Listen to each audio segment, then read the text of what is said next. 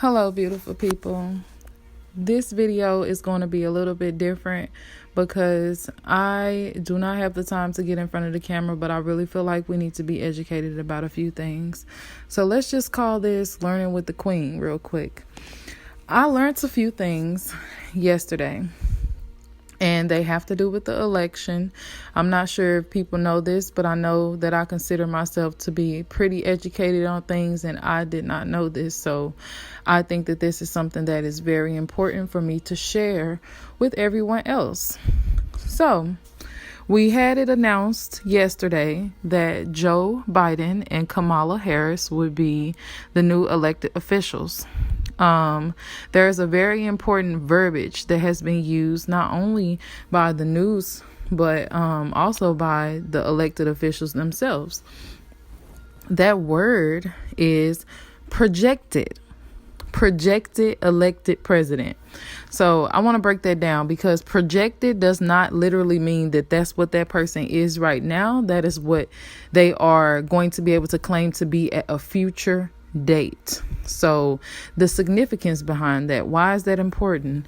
It is important to know this because there are certain legal processes that will be very challenging for this election.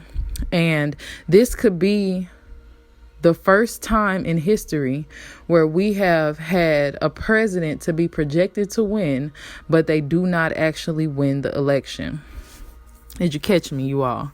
They do not actually win the election. So the terms of the president and the vice president ends officially on the 20th of January, right? So the terms of the senators and the representatives and all of that stuff ends on the 20th, and they switch out and change for the new elected officials. Before January 20th, though, we have quite a few significant dates. One of those dates that's very important is because this election, because of how it was, is going to be able to be contested. So one of the most important dates that we have coming up is December 8th. Elections will be able to be contested within the states. Each state has laws that allows for the candidate, including the presidential candidate, to ask for a recount.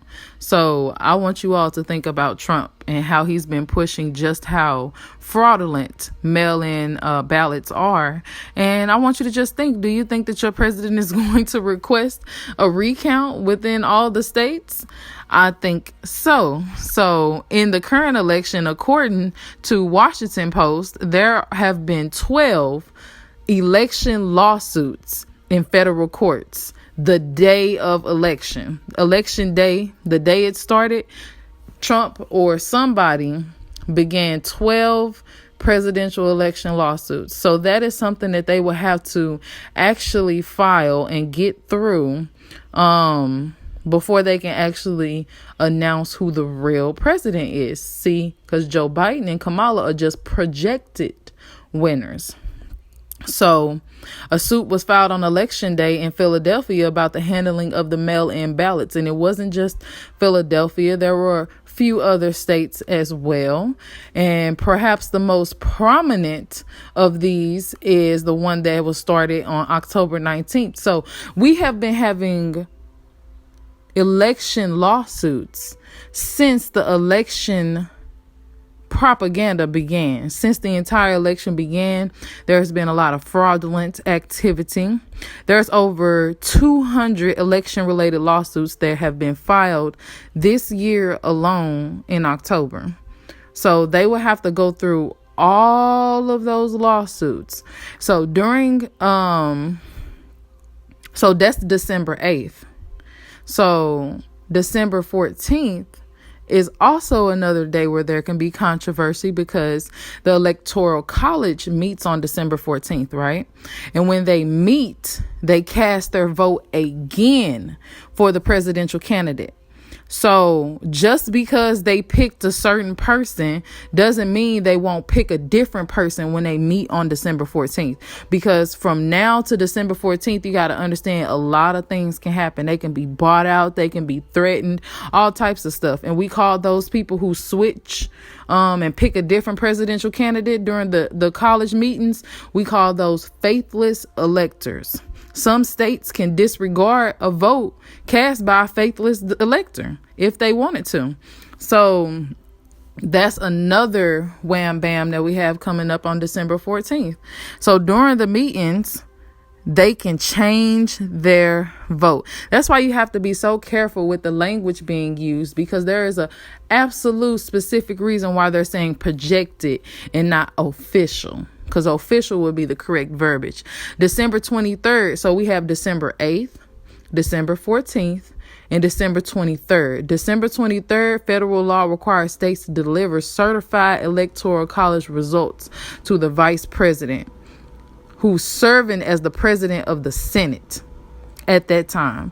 So the fourth Wednesday of December is when they normally do this. And this year, that falls on December 23rd.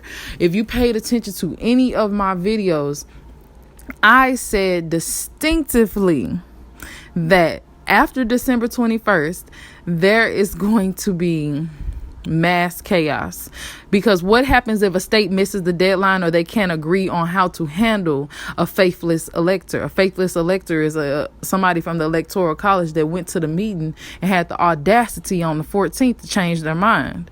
There will be a huge dispute over this process.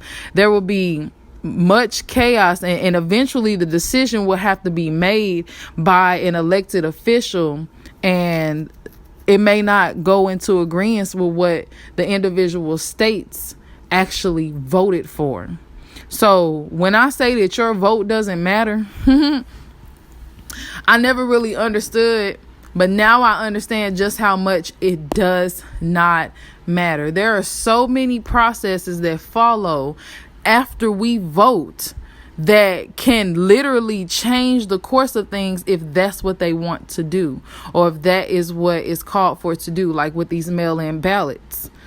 It's not going to go over smoothly. I just don't think so. So December 8th, December 14th, and December 23rd.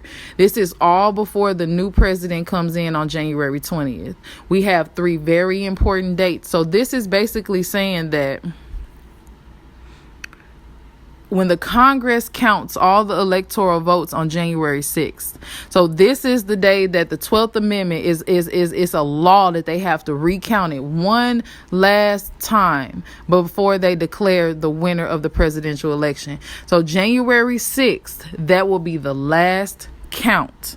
It's supposed to be held in Congress at 1 p.m. on January 6th. So that will be the last count that we get. And because of how everything is going, because 2020 has already been a year of new fun surprises, I can almost guarantee that the decision that they came to yesterday and the decision that they will come to on January 6th will be 2 different decisions. And I just want everybody to be fully aware and prepared for this, and to be knowledgeable about this country, because we have fell into the notion, into thinking that we run or we have a lot of control in what happens in this country. We think that we're so far off from third world countries, and we're so far off from falling off the edge and having a civil war, but we are not. And we are also not knowledgeable enough to really combat what the real issues are. So now that I've supplied you with the tools, and now that you know that when the media is out there saying that Joe Biden has won and all of that stuff, that they're just trying to divide us further. Can you see the tactics now? They know that he hasn't won. They understand the law and know that there's finna be December 8th, December 14th, December, all of these other days where there are going to be recounts and contests, and there are already over 200 lawsuits that they have to go through. They know darn well that the projected winner most likely is not going to be the actual president in 2021. I just want everybody else to be aware of this, because this was something I did not know. And they don't necessarily teach us these processes, and these processes are very important, especially if they want to tell you you're as involved in the selection as they claim, you know. So let's just keep our heads up, keep our heads above water. Let's stay educated on what's going on, and let's understand that this is a game of chess and not checkers.